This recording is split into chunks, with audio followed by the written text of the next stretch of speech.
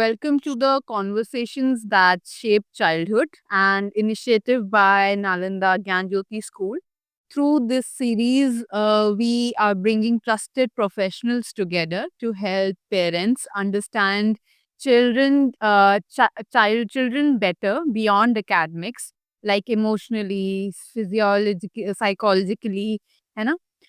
So today we are honored to have with us Dr. Sakshi Agarwal, a child psychotherapist, psychologist, and expert in CBT who works closely with children and family. Okay, Dr. Sakshi, first of all, welcome. Thank you for giving us time. Thank you, Divyangi. Thank So, Dr. Sakshi, could you briefly share your journey as a psychotherapist and as a psychologist? And what are the most common questions parents come up with to you? Journey बहुत अच्छी रही है और मैंने बहुत सारे ऐसे cases देखे हैं बच्चों को लेके, पेरेंट्स को लेके।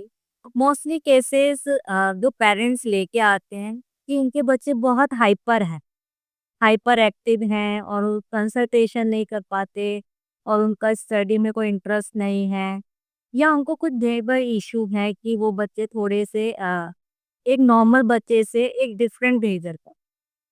तो पेरेंट्स ऐसा बहुत कंसर्न लेके मेरे पास केस आते हैं। तो कि कभी-कभी पेरेंट्स अवेयर नहीं होते कि अगर मेरा बच्चा हाइपर एक्टिव है, तो उसको कोई प्रॉब्लम हो सकती है। वो उसे बहुत समय तक नॉर्मल समझते हैं। तो मैं आपको यहाँ पे एक टर्म बताती हूँ कि ऐसे बच्चे को एडीएचडी हो सकता है, जिसे अटेंशन डेफिसिट हाइपर एक्टिविटी कहते हैं। और ऐसे बच्चों का कंसंट्रेशन पावर बहुत ज़्यादा लैक होता है। एक जगह पे बैठ नहीं सकते। थोड़ा इनको टॉलरेट करना काफ़ी डिफ़िकल्ट है।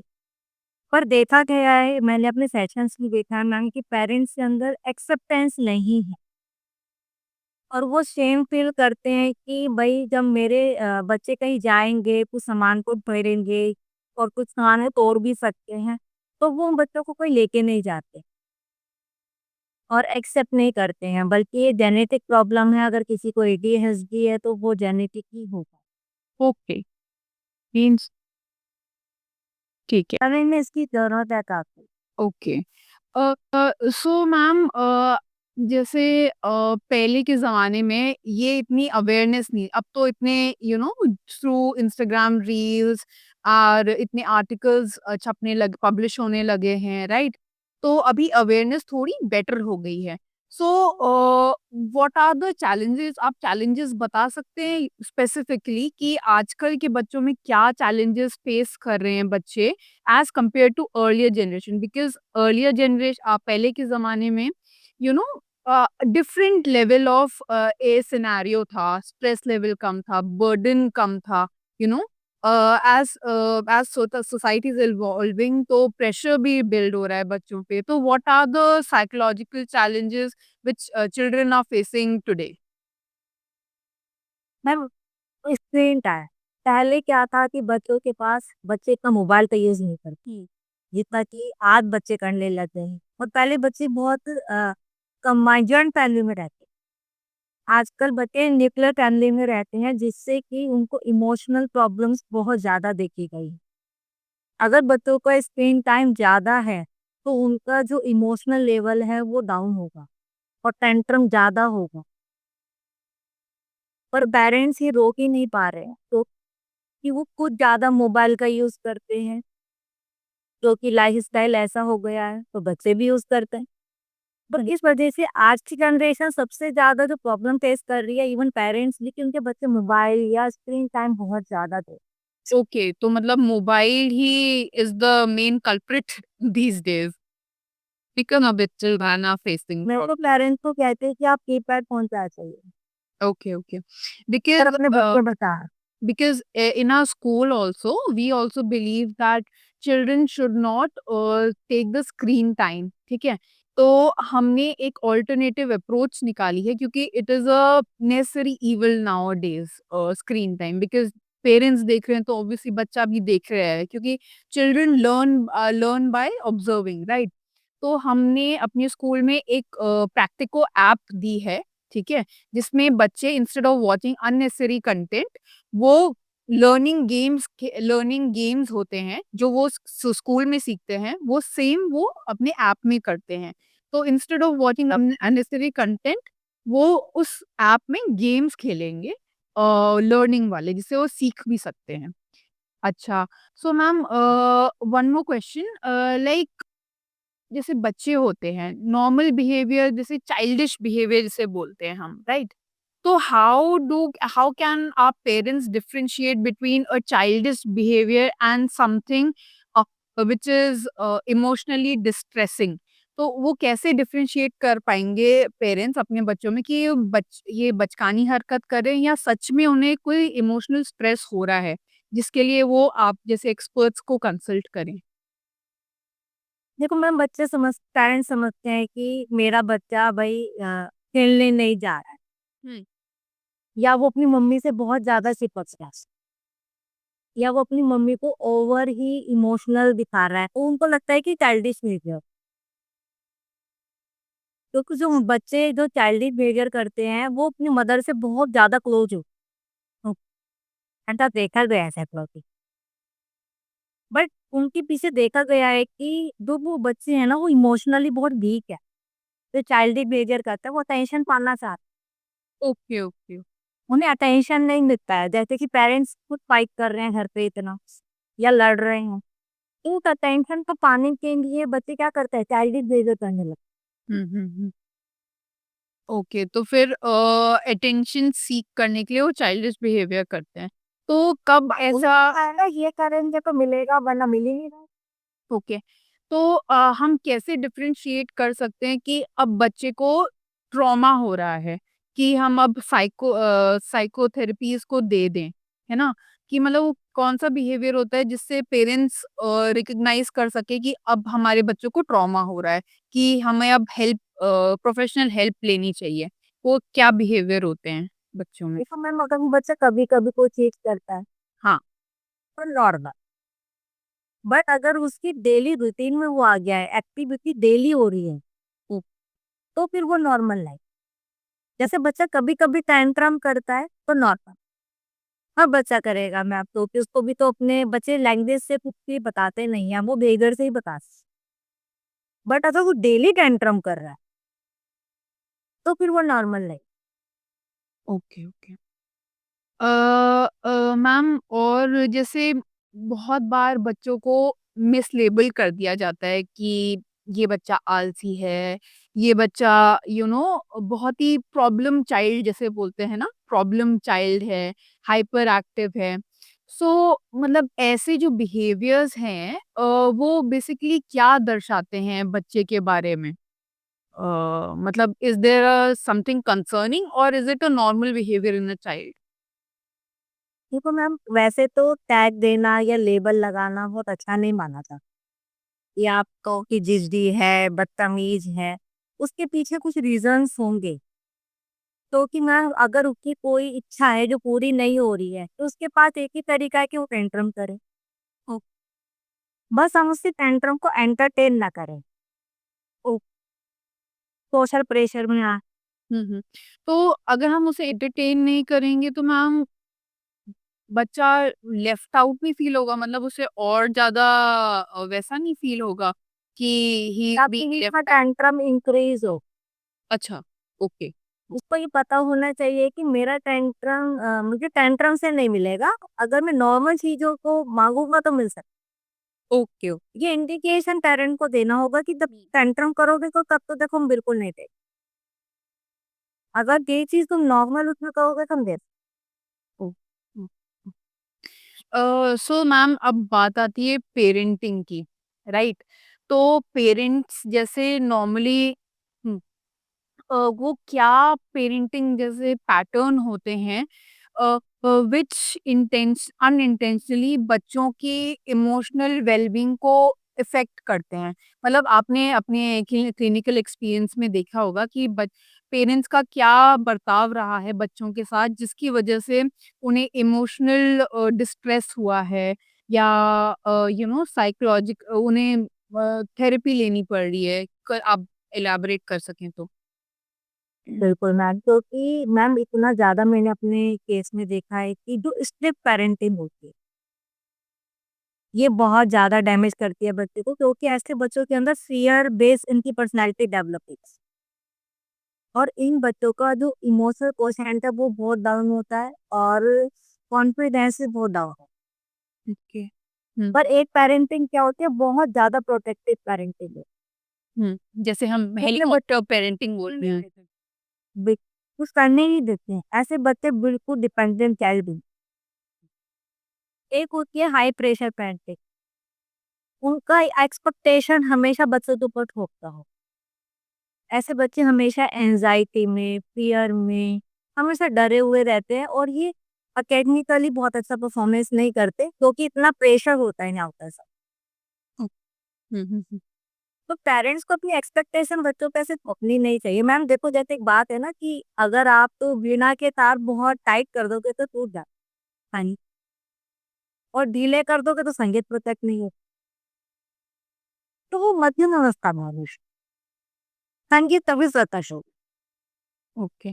तो what is the right balance basically बीच का आप जैसे आप कह रहे हैं माध्यम तरीका क्या होना चाहिए कि वो स्ट्रिक्ट भी ना हो और कि ऐसा भी लगे कि हम बहुत नेग्लेक्ट कर रहे हैं क्योंकि आजकल के जैसे जनरेशन है हम लोग हैं मिलेनियल्स हैं कि न्यू पेरेंट्स हैं हम राइट तो वी आर इन्फ्लुएंस्ड बाय इतने सारे रील्स हैं इंस्टाग्राम रील्स तो जिसमें हम बच्चों को एकदम छोड़ देते हैं अच्छा आप बच्चा ये कर रहे हो कोई बात नहीं आप करते रहो we are towards leniency as compared to a earlier generation which was comparatively strict so what is the right way or balanced approach towards parenting कि हम strict भी ना हो और lenient भी ना हो तो पेरेंट्स को कहीं न कहीं मैम ये समझना होगा कि जो बच्चे हैं ना, उन्होंने खरीदे नहीं। वो भगवान से उन्हें गिफ्ट में मिले। वो अपनी एक्सपेक्टेशन से बच्चों को नहीं पा सकते। हम्म हम्म हम्म हर बच्चे का अपना एक लेवल होता है, वो हर बच्चा जीवन में बहुत टिक है। हम्म बट वो अपनी एक्सपेक्टेशन पे ना थो, कंपैरिज़न ना। अगर क्या होगा, स्ट्रिक्ट पेरेंटिंग है और बहुत पॉसेसिव हैं, तो बहुत कंपैरिज़न, बहुत ज़्यादा मतलब ना इनका बिहेवियर इश्यू बहुत। हम्म अगर हम लोग अपने बच्चों की अच्छी परवरिश करनी है ना, उन्हें वैसा ही बढ़ने दें जैसे बच्चे हैं। हम्म और अपने बच्चे को एक्सेप्ट करें मैम, किसी कंडीशन का लव नहीं करें। यार कोई कंडीशन बेस्ड थोड़ी ना है कि तुम 99 लाओगे तो आई लव यू। सही बात ये क्या मतलब हुआ? कि भाई अगर आपने अपनी हाई प्रेशर पेरेंटिंग में अगर उन्होंने कहा कि 90% लाओ, बच्चा ले आया, तो वो खुश हैं।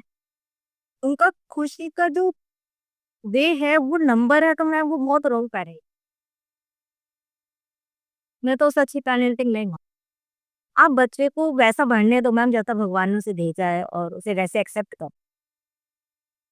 जी और बच्चे बहुत आगे जाते हैं मैम, आप पूरी रिसर्च कर लो, ऐसे बच्चों को आगे बढ़ने से कोई नहीं रोक सकता।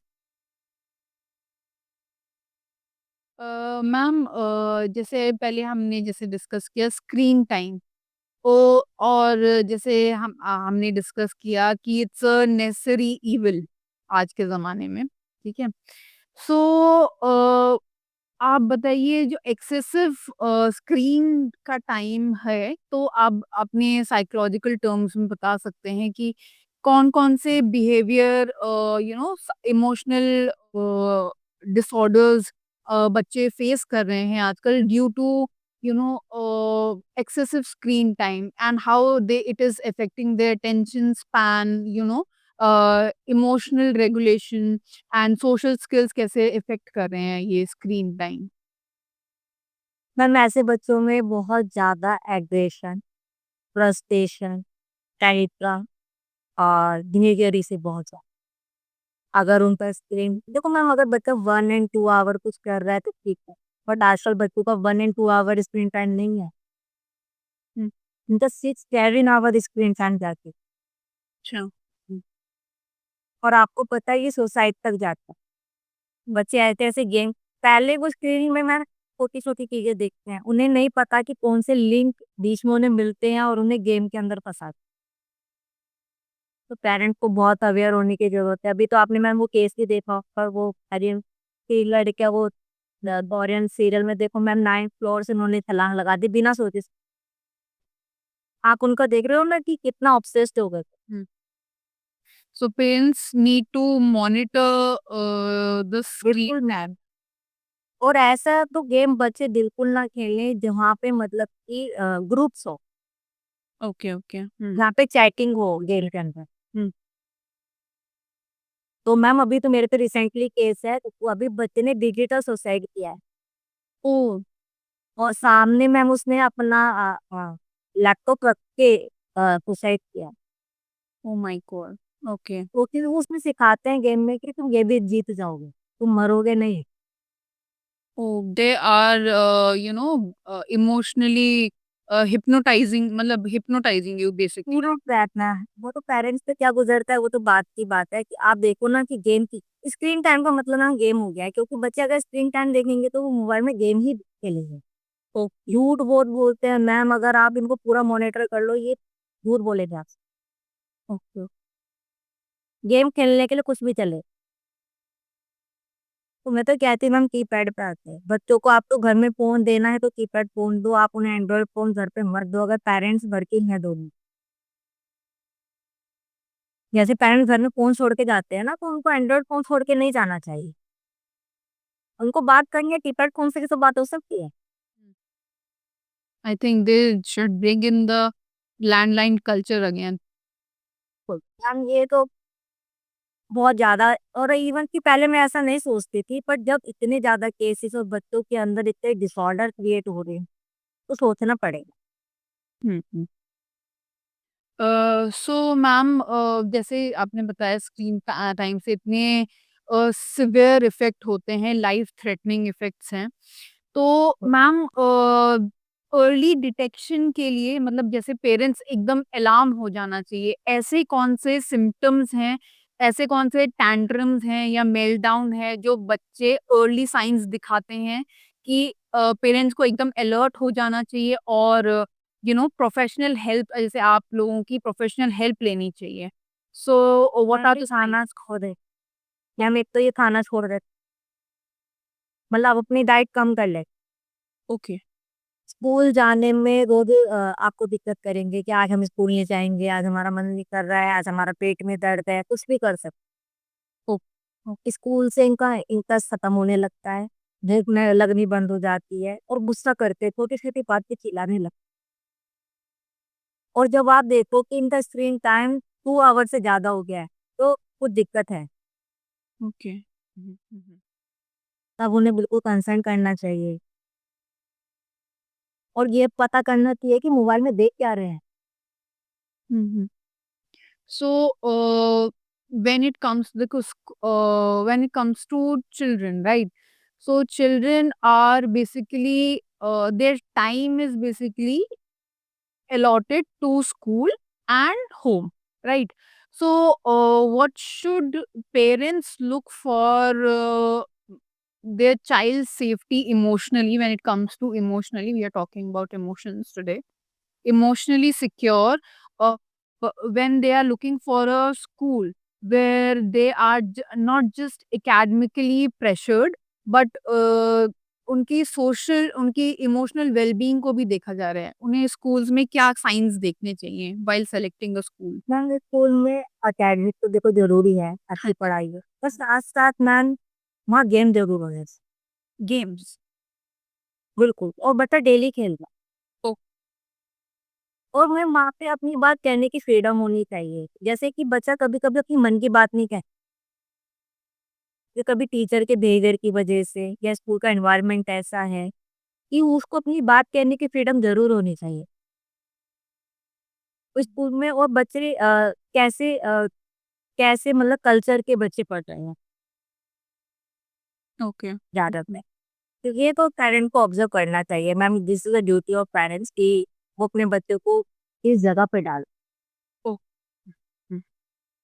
Okay. So, many parents, when it comes to, you know, giving attention to your child. So many parents fear कि मतलब ज़्यादातर वो प्रोफेशनल हेल्प नहीं लेते हैं, बिकॉज़ उन पे फेयर ऑफ स्टिग्मा होता है। ठीक है?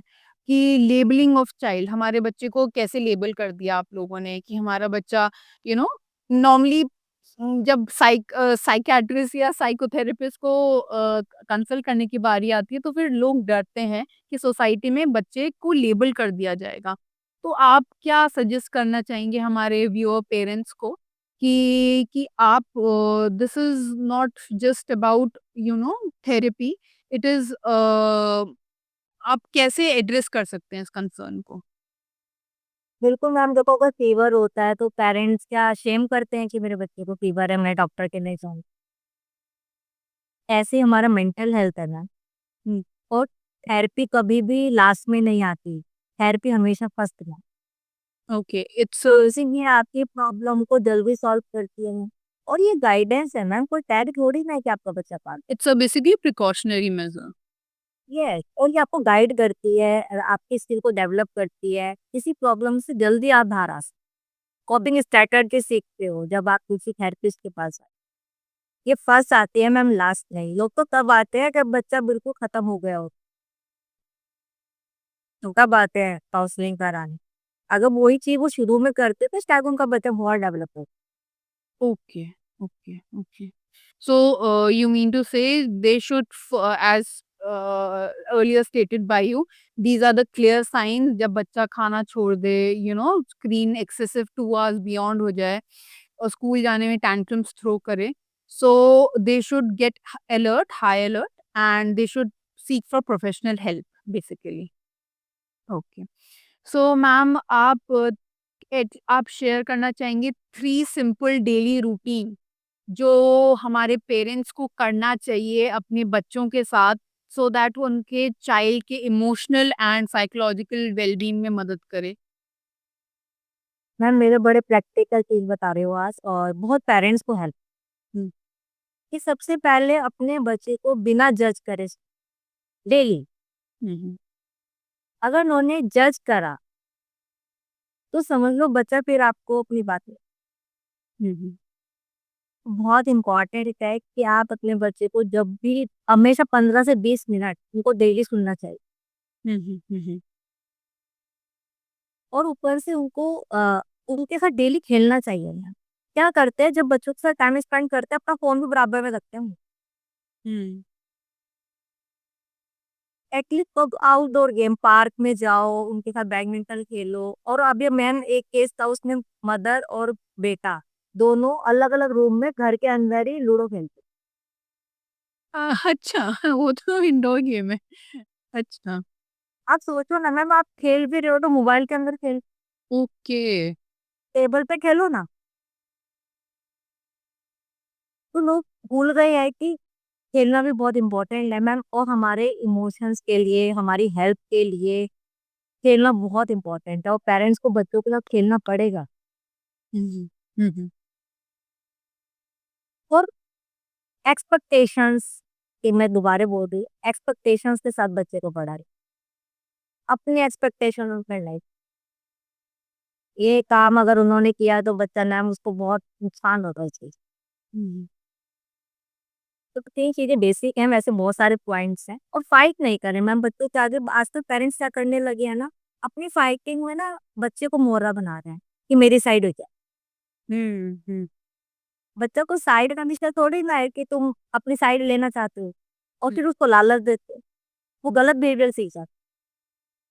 ब्राइवरी। तो आप अपनी फाइटिंग में ये नहीं करें कि वो मेरी साइड है। उसे दोनों की ज़रूरत है मैम। अगर भगवान ने ऐसा किया होता तो भई वो एक ही को बनाता कि अगर पेरेंट्स हैं, अगर मदर है, फादर है, तो बच्चों को दोनों की ज़रूरत है। उसे किसी साइड की ज़रूरत नहीं है कि भई मेरी मम्मी से आज लड़ाई है तो बेटा तू मेरी साइड, या मम्मी के पापा से तो तू मेरी साइड हो जा। बच्चे का इमोशनली क्वोशंट बिल्कुल डाउन चला जाता है। और यहीं से शुरू होता है इमोशनल डेवलपमेंट। सबसे पहले पेरेंट्स तो अपनी फाइटिंग दो। Okay ma'am, that was really insightful. और वन लास्ट मैसेज जो आप पेरेंट्स को देना चाहेंगे कि आजकल के फास्ट पेस और कॉम्पिटिटिव वर्ल्ड में अपने पेरेंट्स कैसे अपने बच्चों को अच्छे से होलिस्टिकली डेवलप करें, इमोशनली, कॉग्निटिवली, सोशली, कुछ आपकी टिप्स? बिल्कुल। मैम देखो, मैं तो सबसे कहूँगी आज उन्हें गुड पेरेंट्स बनने की ज़रूरत नहीं है, बेस्ट पेरेंट बनने की ज़रूरत है, जो टाइम आ गया। और बड़ा डिफरेंस है मैम, देखो गुड पेरेंटिंग है कि जब बच्चे कुछ सक्सेस हो जाए, कुछ अचीव करे या कुछ भी अच्छा, तो सबसे पहले अपने पेरेंट्स को पता, तो you are good parents. But अगर आपके बच्चे फेल हो जाए, कोई गलत काम कर दे, कोई ऐसा कर दे कि वो बता नहीं सकते, फिर भी आपको पता, तो यू आर बेस्ट पेरेंट। तो आजकल पेरेंट को बेस्ट पेरेंट बनने की ज़रूरत है मैम, ना कि गुड। और वो बेस्ट पेरेंट्स तभी बन पाएँगे जब वो उसको इमोशनली ग्रोथ कर पाएँ। और इमोशनली ग्रोथ वो तभी कर पाएँगे जब वो उसको वैसे बढ़ने देंगे जैसा वो बच्चा है।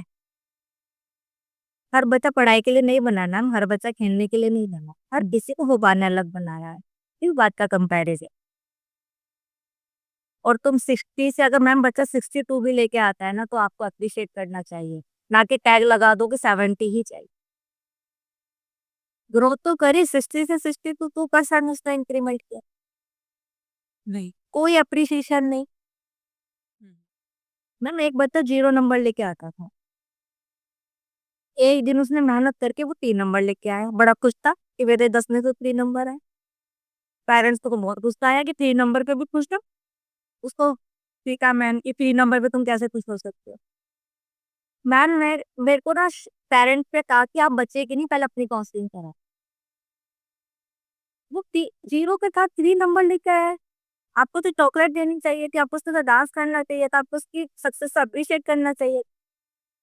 तभी तो फ्री से फिक्स पे आता। आपने उसे दोबारा 0 पे लिया। आपने उसे बता दिया बेटा तू 0 पे लाया क्या? तो ये गलती ना करें। देखो मैम, क्या होता है ना, छोटी-छोटी चीज़ें बच्चे को बहुत आगे बढ़ाती हैं, पेरेंट्स को ध्यान रखना चाहिए। तो क्या कर रहे हैं? Thank you, ma'am. Thank you, Dr. Sakshi, for such an insightful session on helping our parents understand how can we holistically understand our child in terms beyond academics, when it comes to their emotional well-being. So I would like to sign off now until our for the next conversation. Doctor Nirdhari और थोड़ा मेरे को बच्चों को लेके बड़ा मेरा जो दिल है ना, मैं उनके साथ गलत नहीं होने देना चाहती, तो ये बहुत इम्पोर्टेंट टॉपिक है मेरे को।